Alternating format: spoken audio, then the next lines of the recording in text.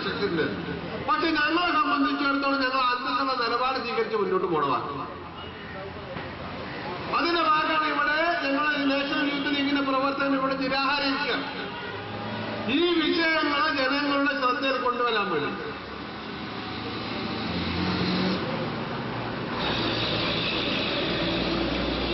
അപ്പൊ ഞാൻ പറഞ്ഞു വരുന്നത് എന്താന്ന് വെച്ചാൽ മുസ്ലിം ലീഗ് ഭരിക്കുന്നിടത്തൊക്കെ ഇതുപോലുള്ള പ്രശ്നങ്ങളുണ്ട്. എല്ലാ സ്ഥലത്തുമുണ്ട്. വളരെ ചുരുങ്ങിയ പഞ്ചായത്തുകളിലെ ചില നല്ല മനുഷ്യന്മാര് അത് എങ്ങനെയായിരിക്കും പൊട്ടും നമുക്കറിയാൻ പറ്റും. പൊതുവെയുള്ള നമ്മുടെ സ്വഭാവം ഇപ്പൊ ഇതുപോലുള്ള സ്വഭാവം. അതായത് പ്രധാനപ്പെട്ട പ്രശ്നങ്ങൾ പരിഹരിക്കപ്പെട്ടാൽ അടുത്ത തെരഞ്ഞെടുപ്പിൽ പിന്നെ നമ്മൾ എന്ത് പറഞ്ഞു വോട്ട് ചോദിക്കും. ഒരു മേഖലയിലേക്കുള്ള കുടിവെള്ള പ്രശ്നം പരിഹരിച്ചാൽ പിന്നെ ആ മേഖലയിൽ ചെന്ന് നിങ്ങൾക്ക് ഞങ്ങളെ തെരഞ്ഞെടുപ്പിൽ ഞങ്ങളെ വിജയിപ്പിച്ചാൽ ഞങ്ങൾ നിങ്ങൾക്ക് കുടിവെള്ളത്തിന് സൗകര്യം ചെയ്തിരാന്ന് പറയാൻ പറ്റില്ല. അത്രയും ചെറിയ ബുദ്ധിയൊക്കെയാണ് ഇവരൊക്കെ നടക്കുന്നത്. അപ്പൊ ഇതുപോലുള്ള വിഷയങ്ങളിൽ ജനങ്ങൾ സജീവമാണ്. അപ്പൊ മഞ്ചേരി മുനിസിപ്പാലിറ്റി എടുത്തു പറയാൻ കാരണം എന്ന് വെച്ചാൽ അവിടെ പ്രത്യേക ഞങ്ങൾക്ക് വൈകാരികമായിട്ടൊരു വിഷയം ഉണ്ടാവും. അവിടെ LDF അയ്യറിൽ കൂടി ഭരിച്ചിരുന്ന ഭരണത്തെ പണം കൊടുത്ത് കൗൺസിലർമാർ ജാക്കറ്റ് പൊട്ട് ഭരണം അട്ടിമറിച്ച് അങ്ങനെ തുടർന്ന് വരുന്നത്. അതായത് ഒരു അനധികൃത രീതിയിൽ ജാര രീതിയിലുണ്ടായ ഒരു മുനിസിപ്പൽ ഭരണമാണ്. അവിടെ ഞാൻ ഒരു 10-15 ദിവസം മുമ്പ് ഒരു ഭരണം വീട്ടിൽ പോയി മടങ്ങി വരുമ്പോ മഞ്ചേരി മുനിസിപ്പാലിറ്റി ഒരാൾ എനിക്കൊരു വീട് കാണിച്ചു തന്നിട്ട് പറഞ്ഞു. അതായത് നല്ലൊരു ടെറസിന്റെ 2 തട്ടുള്ള വലിയൊരു വീടാണ്.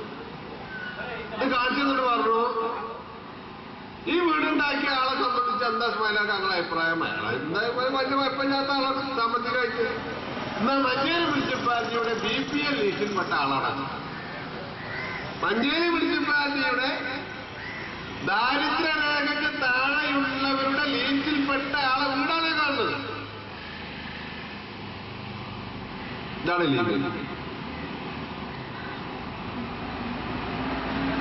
അതായത് 10,85,000 അല്ലെങ്കിൽ 1 ലക്ഷം 2 ലക്ഷം ഉറുപ്പ്യ ഈ പാവപ്പെട്ടവന് വീടുണ്ടാക്കാൻ മുനിസിപ്പാലിറ്റി ഗവൺമെന്റിന്റെ ഇതിനടുത്ത് അനുവദിച്ച് കൊടുക്കുന്നത് തട്ടിയെടുക്കാൻ അത് നമ്മളെ സ്വന്തം ആൾക്കാർക്ക് എത്ര ലക്ഷം പോയാലും കൊള്ളാം അവന് കിട്ടണം.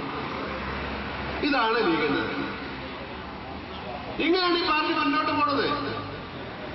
അതുകൊണ്ടാണ് ഇതുപോലെയുള്ള സമരപൂർവങ്ങളുമായി ഞങ്ങൾ രംഗത്തിറങ്ങി. അപ്പൊ ഇത് സംബന്ധമായിട്ട് ഇവിടുത്തെ നാട്ടുകാർക്ക് അറിയാത്ത വിഷയമൊന്നുമല്ല. ഇവിടെ ഇപ്പൊ കുറെ ആൾക്കാരെ ആയിരക്കണക്കിന് ആൾക്കാരെ കാണാത്തോണ്ട് നിരാശയുള്ള ആൾക്കാരല്ലേ. കാരണം ഇതൊരു നിരാഹാര സമരത്തിനുള്ള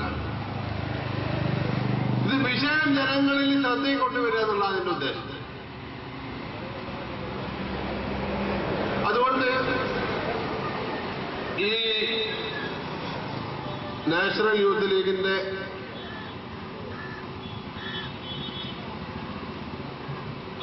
പ്രവർത്തകൻ ഇന്ന് വൈകുന്നേരം വരെ